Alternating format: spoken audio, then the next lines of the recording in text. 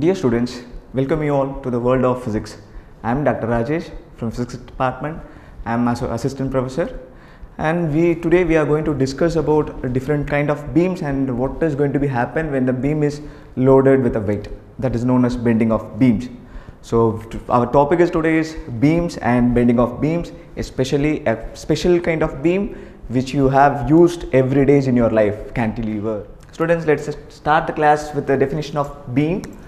So we must know what is beam before going to the definition and bending of beams. We all seen some structures in our homes or any auditorium or any buildings that will be hanging with a floor that will be used to bang the weight of the floor, right? So this is known as beam. That normally a beam which is having a usually a rectangular shape, or some case it may be in a shape of circular, which is length is very much greater than the thickness or breadth. So this is the structure of beam, a rectangular rod beam whose length is very much greater than the breadth or thickness. Okay, so this is the general definition of beam. And next thing we have to find out what is the bending moment will be happen in a beam when a load or weight is loaded on that, right? Consider this is the beam. Every beam will have a neutral axis. Consider the neutral axis is M and N, right? When we add a weight either in the one side or both side, this will be either depressed or elevated, right? If we added weight in the middle, what happened? We added weight in the middle, what happened? This portion is going to be depressed while this portion is going to be elevated. Okay, you all seen that note or book. Okay, when you stretched in the both end, the center portion will be elevated, right? So in case when we added the weight in the extreme end, okay, so we are adding weight in the both sides of the beam. So what happened? It's going to be depressed and the final shape of the beam is going to be like this. Could you able to find what is the difference between the first diagram and the second diagram? Right. Okay. So the neutral axis is similar to the initial diagram. Okay. The neutral axis, that is N will not be changed, that is unchanged. The neutral axis will not be changed, that is unchanged.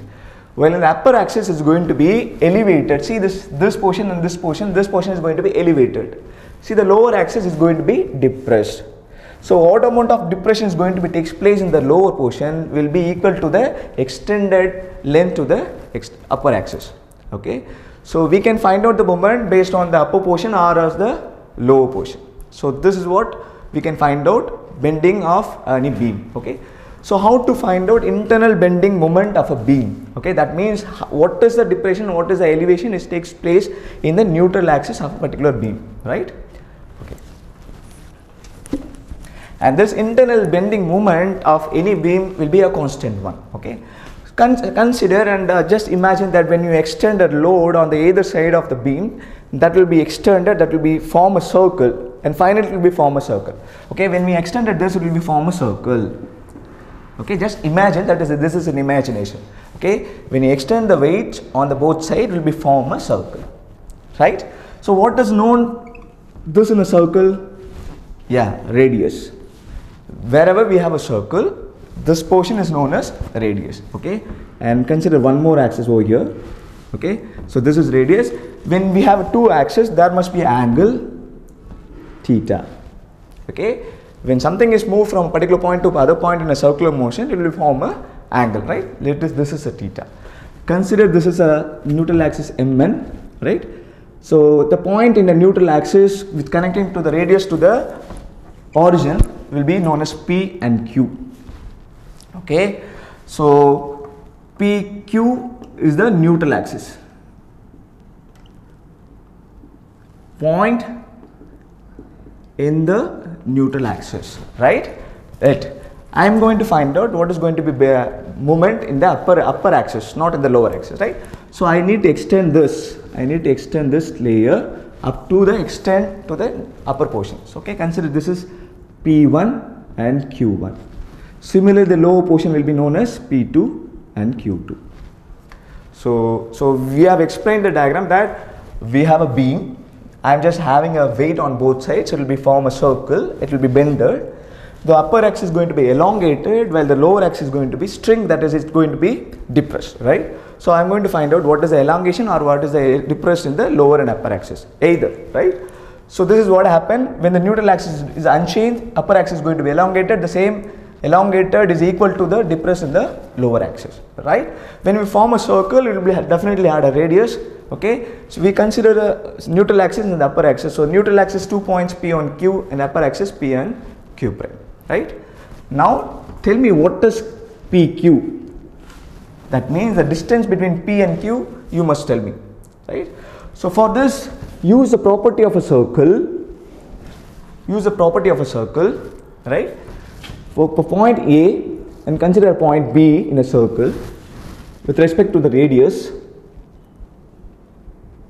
Right? To the origin. Let this is theta and this is your radius. Right? You all know the properties of the circle, that is AB is equal to R into theta. That is, so if you want to find out the displacement in a circle motion, you must know how much the radius vector is swiped by the angle, right? This is known as your radius, okay? Right. Now use the same property and tell me what is the value of PQ, right? While the radius here is R and the angle is theta. Right? So let us, this is equation number 1. So I am consider the neutral axis and I have used the property of a circle and I stated what is PQ then. So we compare this neutral axis to the extended axis, that is upper axis. So we must know what will be the elongation in the upper axis. So tell me the same property, use the same property and tell me what is P1, Q1. As you said, PQ is equal to R into theta.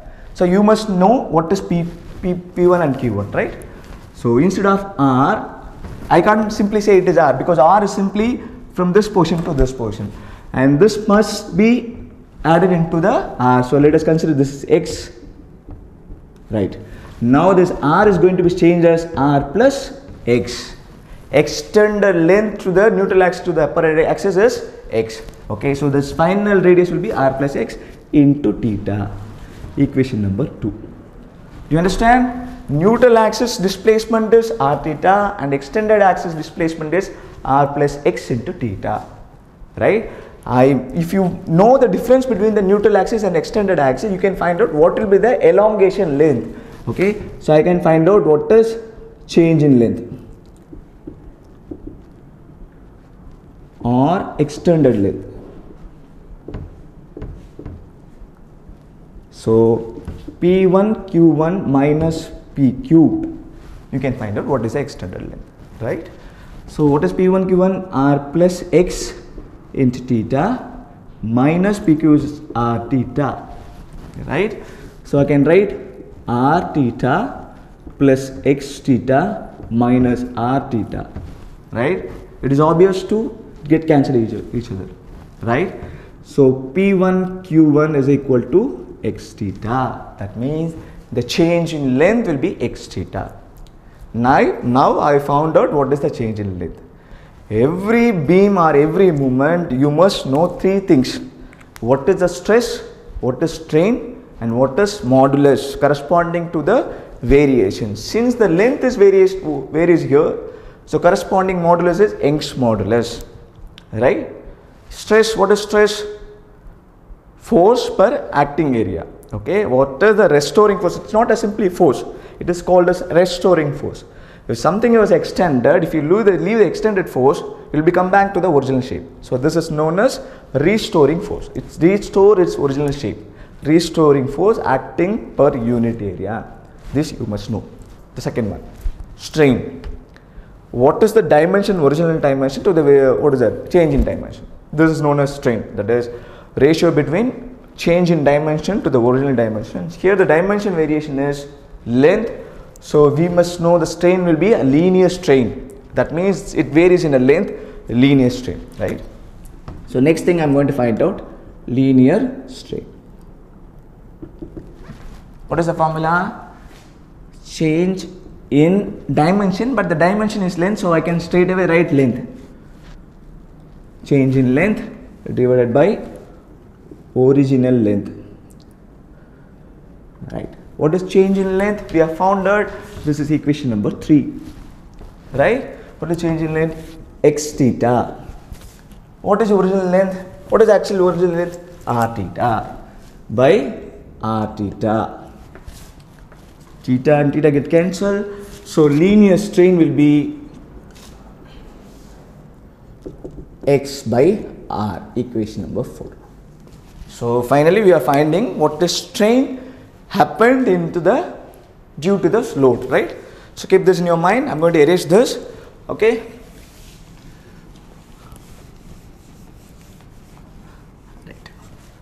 Right. Shall I erase this diagram? Yes. Right. So we have found out strain.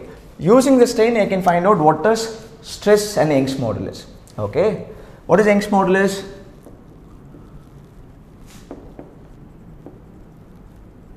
What is Young's modulus? Linear stress by linear strain. So can consider this Young's modulus is Y, capital Y, uppercase Y, right? So using the strain, I can find out what is stress. Okay, unless you are finding strain and strain, you can't find out Young's modulus or force, right? So using the formula, I am going to rearrange this formula to find out stress. So linear stress will be same formula, Young's modulus into strain, linear strain. Okay, so consider the Young's modulus is Y, strain we already found it. What is it? X by R. Okay, so this is equation number 5. So basic component to find those force or Young's modulus is stress and strain. Hopefully we are finding it. Strain we have found it, stress we have found it. The next thing is we have to find out the force. Okay, force acting on a strip of delta A. Do you remember the diagram? Consider any small portion in the diagram. We said it in small portion, so area will be delta A. Okay, so in that area delta A, what will be the force acting in the air, right? So I'm going to find out force. You know, formula for force is equal to mass into acceleration, but I'm not going to use this formula because this is general formula. I'm going to use the formula for force using value of stress. Okay, you all know that stress is equal to force per area. You all know that stress is equal to force per area, but I need to find out force, so this will become stress into area. I'm not going to use this conventional formula for force. I'm going to use the formula which we have the known component. Okay, strain and stress. So we have stress. I'm going to use stress as a formula for finding force, right? So don't forget this formula. Stress is equal to force per area, restoring force. Just keep in your mind that it is simply not a force, restoring force. So force, stress we have found it Yx by R, right? Into area, what is the area? Delta A. Okay, stress into area. This area we just consider any small area in that beam, that is delta A, right? Equation number 6. Right? So we want to find out, our aim to find bending moment of a beam. That is a moment, simply a moment. Okay, what is the general formula for moment? Force into perpendicular distance. Force into perpendicular distance, right? So this is the actual thing we need to find out at the end, right? So I have written the formula. We have the value for force. We must know what is the perpendicular distance, right? Right. Shall I erase this? Yeah. Thank you. Do you all remember the diagram? Once again. This is R and this will be X. Why I am drawing it again? Because I am going to use it again now, right? So force Yx by R into delta A, right? I have written the formula for force. And what is the perpendicular distance? What is the perpendicular distance? I am considering the upper portion, so perpendicular distance will be x, right? So this will be x. So what is the final value? Y by r into delta A, x into x, x square. So this is the moment of the beam, bending moment of beam. Okay, this is only for the upper layer, not for the whole beam. So I just need to find out what will be the bending moment for the whole beam, right? So bending moment for the whole beam, internal bending moment. So when you use the term internal, it will state that it will be bending moment for the whole beam, internal bending moment. Okay, let us consider this is I. IBM is equal to, right? So this is for only upper layer. Okay, if you want to find out the whole beam, you just need to be summate it. You just need to be summate all the layer. Okay, summate all the layer, right? So the moment formula is y by r delta A dot x square summation. Simple. This is for single layer and this is for whole beam, right? So I am going to rearrange this y by r summation of delta A dot x square, right? When you see this, yeah, very good. You have to remember a formula for, yeah, super, I is equal to delta A dot x square. Okay, but seems like different, right? But what is that actual formula? I is equal to delta A into k square. This k is known as, what is that? Relation between distance between the point to the other end. Distance, radius of gyration. Okay, this is known as, k is known as radius of gyration. This term I is known as, okay, I am going to use the value y I, this is I, right? Y I by r, right? And this is known as IBM of any beam. This is known as internal bending moment of any beam, right? I didn't say that. What is I? Moment of inertia. Moment of inertia of a beam, right? So now we have found out what is the bending moment of a beam. Okay, this will be constant for any type of beam because we have different types of beam. Okay, standing beam, okay, elevated beam, cantilever. Next we are going to see about cantilever. So whatever the type of the beam, and this will be the constant formula for internal bending moment of the corresponding beam, right? Hope you understand that. We have found out internal bending moment. Initially we are finding what is strain based on the displacement of what is the neutral axis to the extended axis. Using the strain, we are find out what is stress, and then find out what is force in a particular area. For that, we are not using the conventional formula. We are using the formula for stress or force. Then moment. Okay. Then we have summarized it for getting the internal bending moment of the beam. Right. So we have discussed about beam definition. A beam is a rectangular or circular rod whose length is very much greater than the breadth or thickness, right? And internal bending moment is equal to yi by r. Remember the formula because I erased it. I am going to use this formula for the next question, and that will be a very important question for you. Okay, it will be practically used in many ways, right? The thing is cantilever, right? Cantilever. You must know what is cantilever. Cantilever is a kind of beam. Best example for a beam, which is in a rectangular shape, whose length is very much greater than the thickness, right?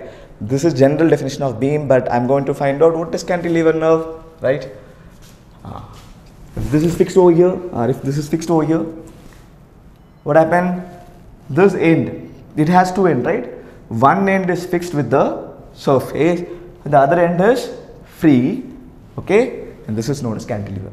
Where you are using hangs, which is used in your homes, okay, many things in your home that you need to, keychains was hanged on a particular page, your shirts were hanged on a particular page, what is that, your portrait was hanging on a particular, these are all cantilevers, okay. So cantilevers everywhere in our home, okay. This is also a cantilever. I think this is fixed at one end, okay, and it will be, our fan is a cantilever, our fan, okay, it is again, it's fixed at one end and the other end is loaded actually, okay.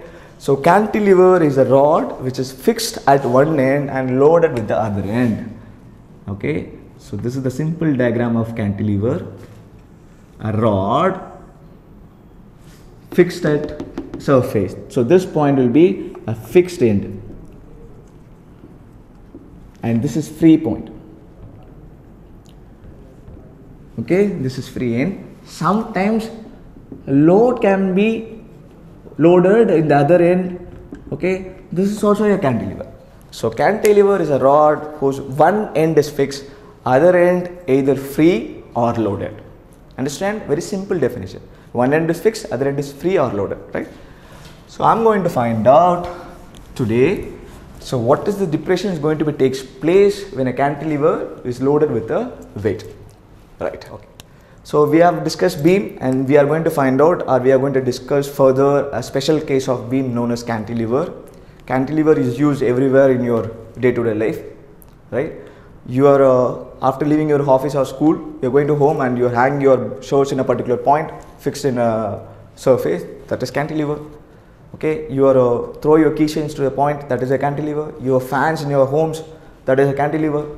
That means cantilever is a rod whose one end is fixed and the other end is free, or sometimes it will be loaded like every fan, it will be the other end will be loaded, right? So very simple definition of cantilever is a rectangular shape or circular shape rod, one end is fixed while other end is free like this, or loaded like a fan, right? This is your cantilever, right?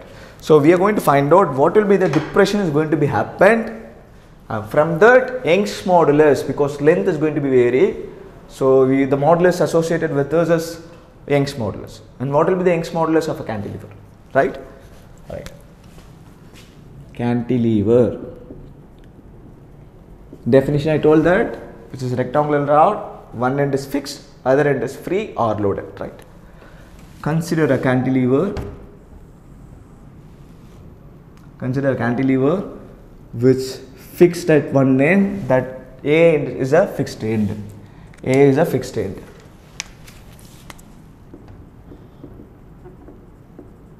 right? Okay, the other end is going to be loaded, the other end is going to be loaded. So this is the second type of cantilever, okay, not free cantilever, loaded cantilever, okay. I'm going to load the other end with the mass and it's going to be pulled by the gravity. So load W is equal to mg, okay. So the second end is B end is loaded end, okay, the second end is loaded end, right. So what happened next? I'm going to, once it is loaded, what happened, it's going to be, so if I loaded this, what happened, it's going to be bent, okay. When you use a note, you can easily find, when you use just use a note, doing like this, what happened, yeah, it's going to be form a multi-layer, your note sheets are going to be spreaded, that means it will form a multi-layer, right. This is what going to be happening in every cantilever, because your note is a small papers, because it is already separated like a number of sheets, you are easily find out how it will be depressed, how the layers are going to be formed, right. But this is a rod, okay, normally rod will not be, it is a single thing, right. So you can't visibly find out how the separation is going to be takes place, right. Okay, once you loaded it, what happened, up to some extent it going to be, what is that, unchanged, after that going to be bent, okay. Consider this is the length of the rod, that L is the length of the rod, okay. This portion where this length is not going to be bended is known as X, unchanged length, okay, this is unchanged length, right. So this is whole thing will be X and this will be A, this whole thing will be L and this will be X, right. And what about this portion?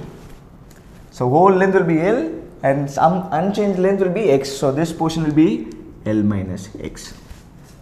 Understand? Right.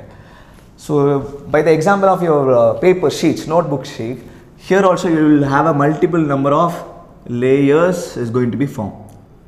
Multiple number of layers is going to be formed.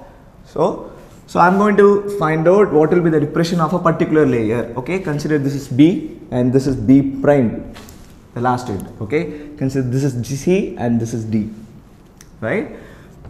Let us consider this point as P and this is Q, where the first layer is going to be separated. I'm just take it as P and Q. Okay. Similar way to the finding internal bending moment, when you extend it will be form a circle. Okay, it will be form a circle. As you know, once there is a circle, there must be a radius, right? So consider the point over here. This is the origin of the circle, connected this end, right? And this will make an angle, but this is a solid rod, right? So it doesn't make a huge angle. So this might be a small angle d theta, very small angle. Okay, and this will be internally change in length. Okay, internally change in length dx. That PQ is normally known as dx, right? And this point CD, this is known as dy. Okay, so CD is equal to dy, and dy is externally how much it will be bended.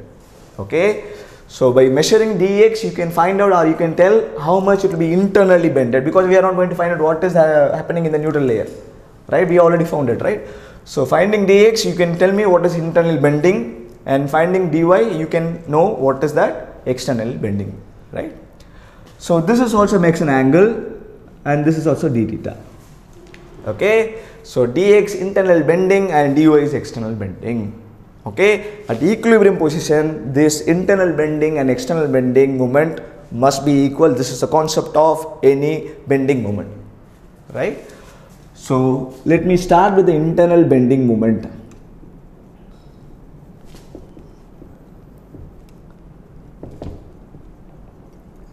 Internal bending moment, we already found out by derived in the previous case. Internal bending moment, what is that?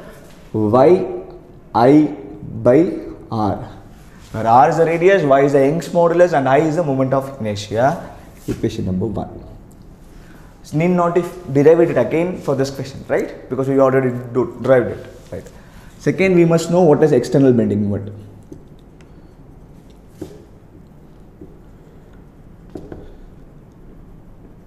External bending moment. Okay, what is the formula for bending moment? Force into perpendicular displacement. Okay, what is the force that pulling this rod to the lower position? What is this? This force is nothing but weight. So force into perpendicular displacement. What is the perpendicular displacement? This is not the displacement, this is the displacement. When you load it, this is displaced. How much it is displaced? L minus x.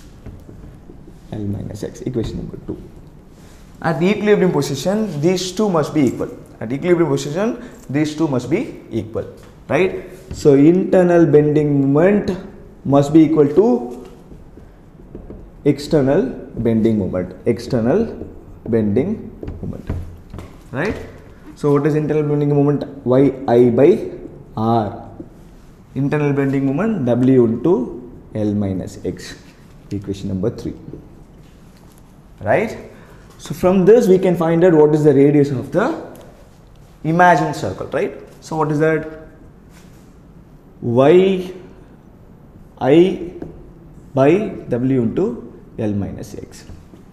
Okay, equation number 4, right? So this is a conventional method to find out external and internal bending moment. The internal bending moment from the previous equation we have directly written. Internal bending moment, by seeing it we can say it as because of the weight, that is the force, it will be displacement L minus x. So I have written it, but we can't say this is the actual internal and external bending moment. What is the actual internal and external bending? You must need to know what is dx and dy, then only you can say that is I have done, I have confined, and I have considered internal and external bending moment. Next thing is I am going to find out what is dx and dy.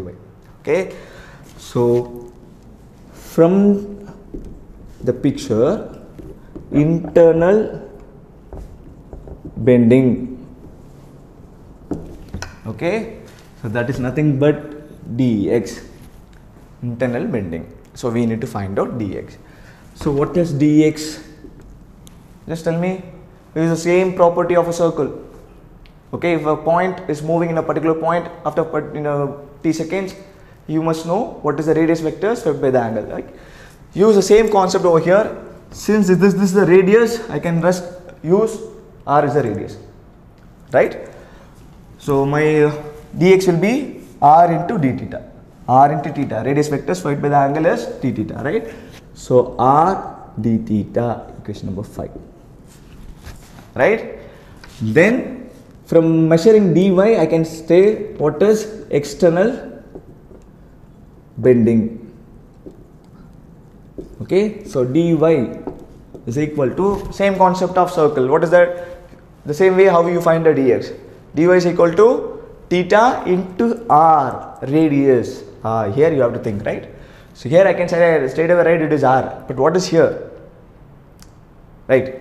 Okay. And this L minus x is the radius of this dy. Understand? This is the radius of, what is that? This angle. Okay, so I am going to write L minus x into d theta 6. L minus x into d theta. So I have found out what is internal bending and external bending, that is dy, dx and dy. From this I can find out what will be this r. Okay, what will be the r from the picture? I can say, because this r is not from the picture, it is from the internal bending moment. I need to know what is the actual radius of this diagram, right? So by rearranging this diagram, I can find out what is r. I can find out dx for finding r, right? So dx by dy. Dx by dy is equal to r d theta divided by L minus x into d theta. D theta get cancelled. So dx by dy is equal to r divided by L minus x. Right?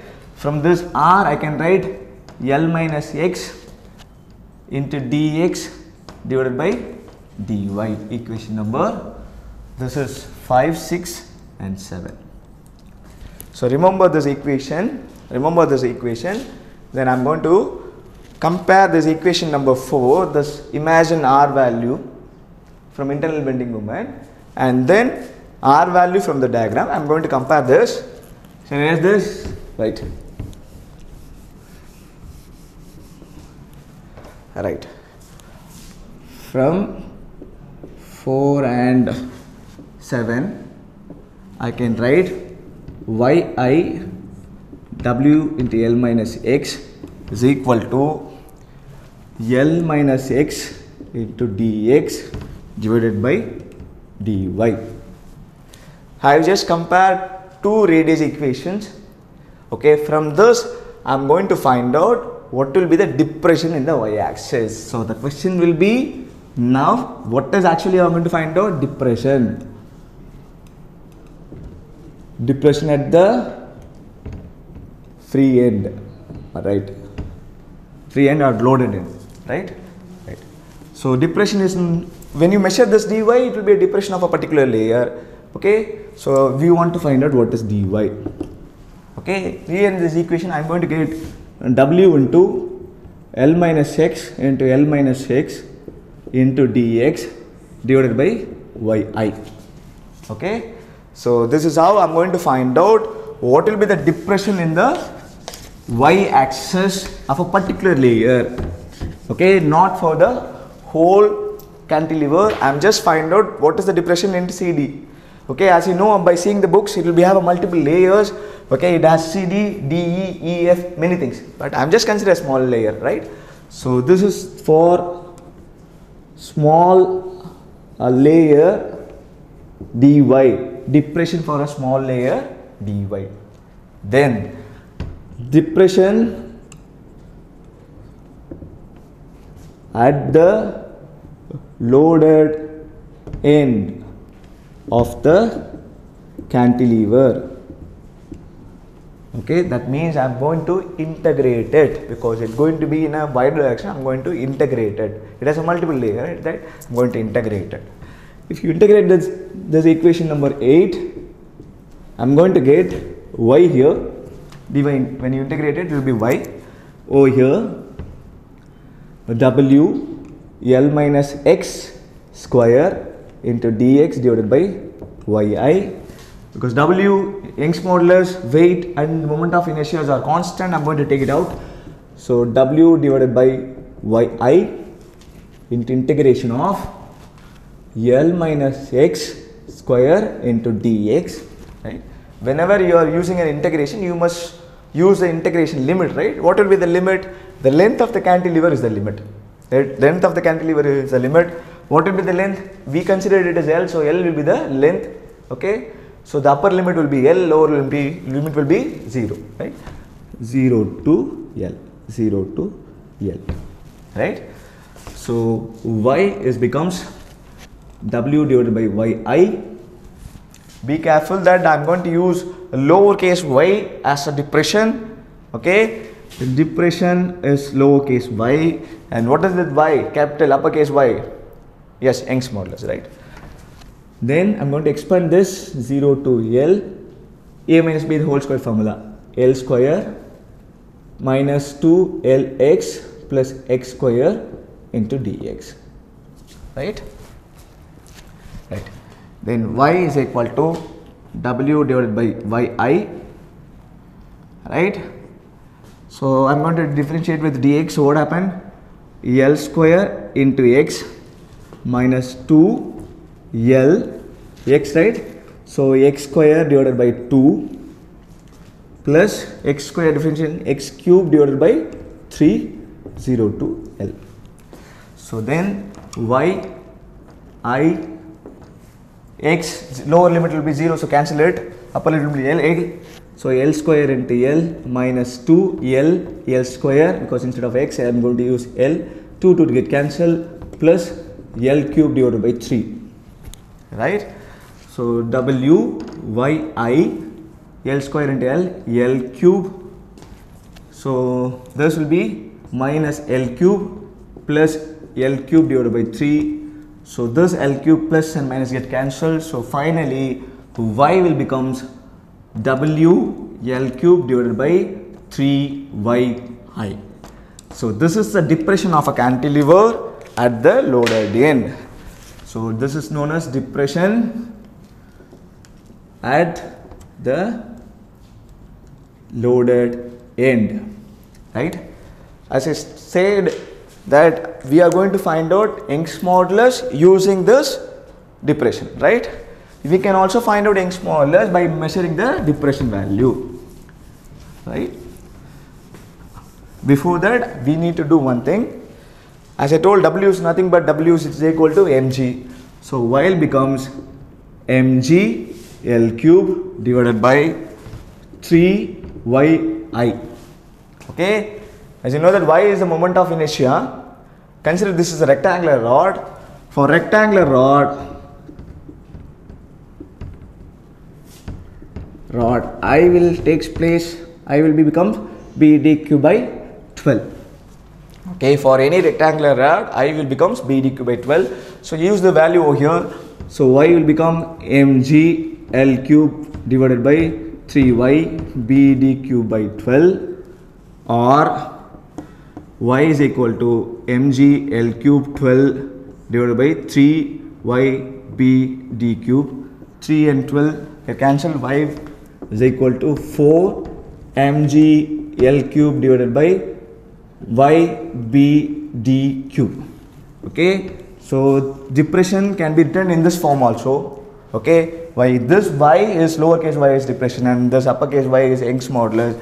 So Young's modulus of cantilever will be y is equal to 4, just rearrange this, 4 mg L cube divided by b d cube y lowercase. So this y is depression and this is your Young's modulus. What will be the unit for Young's modulus? Newton per meter square. How you get it? Stress by strain, right? Strain doesn't have any unit because dimension variation. Stress will be force per area, Newton per meter square, right? Thank you, students.